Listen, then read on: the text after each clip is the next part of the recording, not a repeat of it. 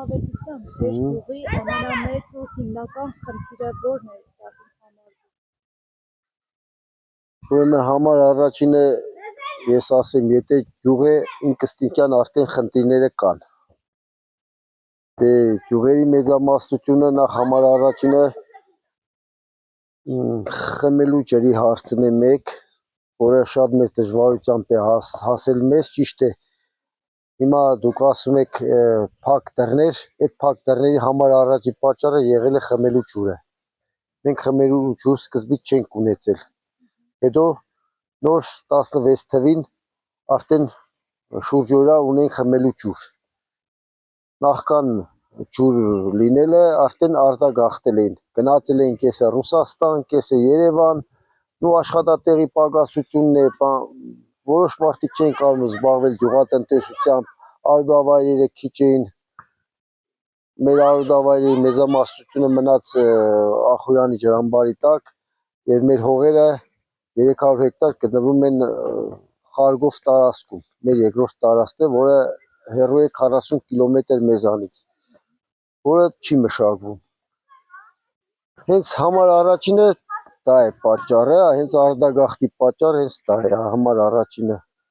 Երկրորդն էլ դե ինչ ասած, տեսնում եք ինքնստինքյան արդեն ճանապարհները ինչ վիճակում են։ Այս տարի խոստացել են համար առաջի գլխավոր ճանապարհը վերանորոգվեն սուբվենցիոն ծրագրով։ Հետո նոր դպրոց է կառուցում, ինձ թվում է արդեն դպրոցի կառուցման հետ մեկտեղ նորից մեր փակ դռները կարող է եւ բացվեն։ Պարոն Ավետիսյան, գյուղը այս պահի դրությամբ քանիսն են արտագաղթել։ Եթե զուտ թղթային ասեմ, 813 բնակիչ ունեն, որ այսօր ներկա է 536։ Սահմանամերձ է։ Այո, սահմանամերձ է, բայց մենք համարյա թե ոչ մի բանից չենք օգտվում։ Ինչի՞ չեք օգտվում, նկատի ունեք Պետական ծրագրերի հենց զուտ կախված որպես սահմանամերձ։ Սահմանամերձ հիմա ճիշտ է, մեր հայ-թուրքական սահմանն է, բայց իրանք մեծամասնությունը հաշվում են հայ-ադրբեջանական սահմանը սահմանամերձ։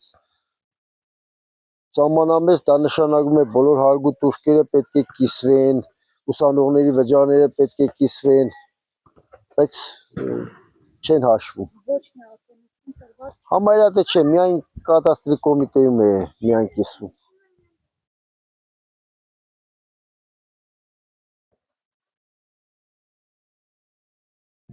Գյուղի Մյուս կարևոր խնդիրը ոռոգման ջրի խնդիրն է, որը այս տարի արդեն ինձ թվում է շահագործման կհանձնվի։ Տրանսպորտը լավ է, չի կարող ասել, ամեն 2 ժամը մեկ Գյումրի հետ կապված տրանսպորտը կա։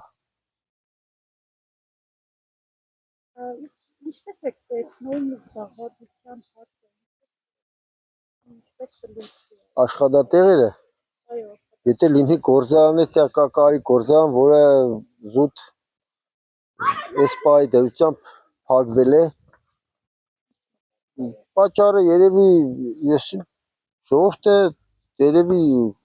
գնի տեսակետն է իրանց աշխատանքի վճարունակության, երևի դրա պատճառով է։ Սահմանին ապրող մարդիկ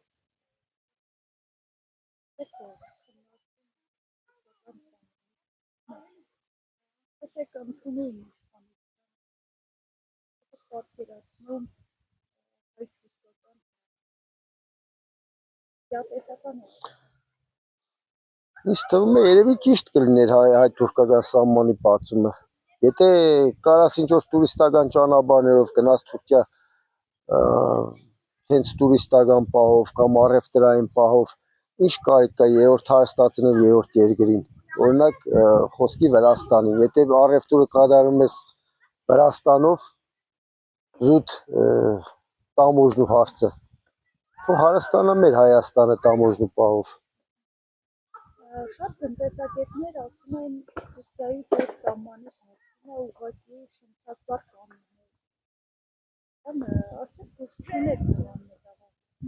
Չէ, ես չունեմ։ Տնտեսությունը հարվածի տակ։ Չէ, ես չունեմ։ Միշտ էլ որ ճանապարհով նայում ես թուրքական ապրանքներ են։ Ինչ տարբերություն, եթե կա Վրաստանով կա, թող մի անգամից Հայաստանով կա։ Չէ, մեր ապրանքները Ինչ իրացները։ մեր ապրանքները Թուրքիան իրացնող։ Կարող է Թուրքիան ավելի էժանով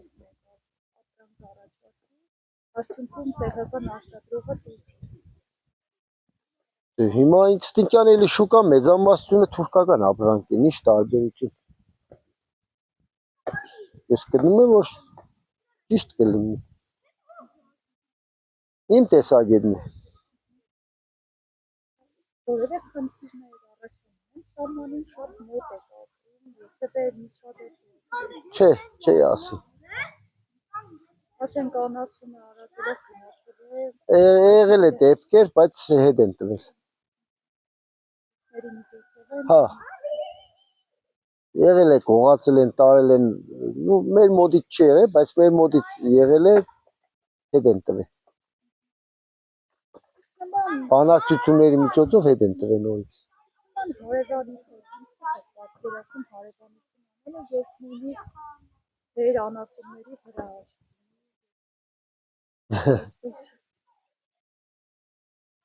Այդ հարցը դժվար է, չեմ կարող ասել։ Հարևանների հետ միշտ պետք է լավ լինել։ Եթե հարևանը ուրիշ նպատակ ունի, Ես ինչ պետք է մտածեմ իր նպատակը։ Բայց ինքը կողմ է։ Ես կողմ եմ։ Ողջունելի է ձեզ համար։ Հա։ Առհասարակ Ադրբեջանի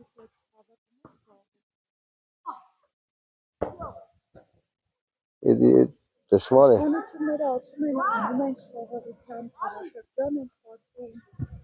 Եթե սահմանազատումները լինի, ինձ թվում է խաղաղությունը կլինի, եթե զուտ գիտենանք որն է մերը, որը իրանցը, սահմանը զուտ, ոնց որ հայ-թուրքականն է խոսքի քաշվածած սահմանագծերը, երևի խաղաղությունը լինի։ Ինձ այդպես է թվում։ Վերադառնանք ձեր գյուղի խնդիրներին, այս գյուղացիների հետաքրքրությունների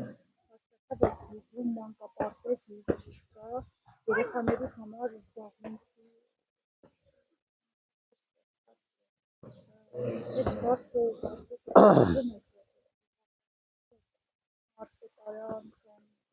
Ուրեմն այս պահի դրությամբ ձեզ ասեմ, այնպես են ուզում անել, որ գյուղերը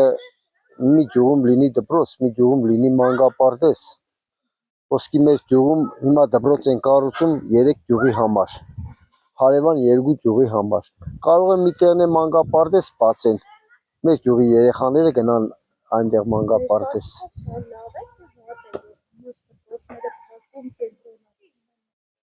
Գիտես, դա իմ ասելով չէ, ես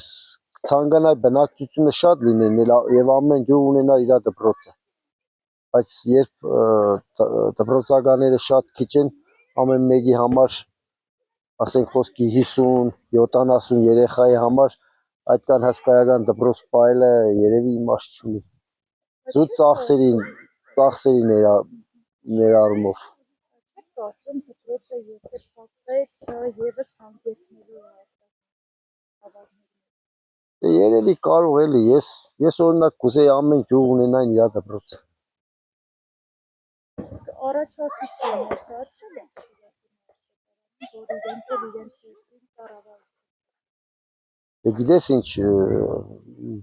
մի այս պահի դրությամբ ես ինչ առաջարկեմ, եթե գյուղի դպրոցը կառուցվում է իմ գյուղում։ Հարևան գյուղացիները, որտեղ որ հենց խորհրդարան դիմել էին, խորհրդարանից էլ հենց այդ խոսքը ասվեց, որ ամեն գյուղ ունենար իր դպրոցը։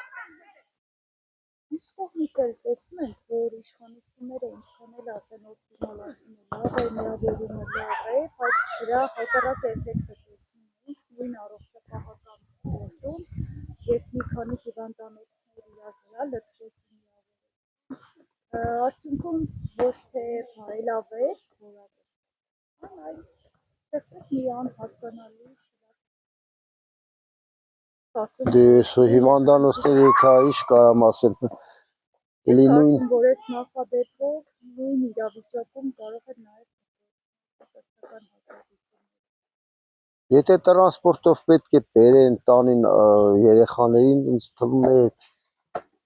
առաջ հենց մեր հարևան գյուղից միջնակարգ կրթություն չկար, 9-րդ 10-րդ էլի գալիս էին այստեղ, բայց ոտքով էին գալիս։ Հիմա արդեն տրանսպորտն է պետք է աշխատի։ Դա ևս մեկ բարելավում է։ Ես նոր ասեցի, լավ կլիներ ամեն գյուղ ունենար իր դպրոցը, բայց եթե այսպես է որոշված, ես ինչ կարամ անեմ։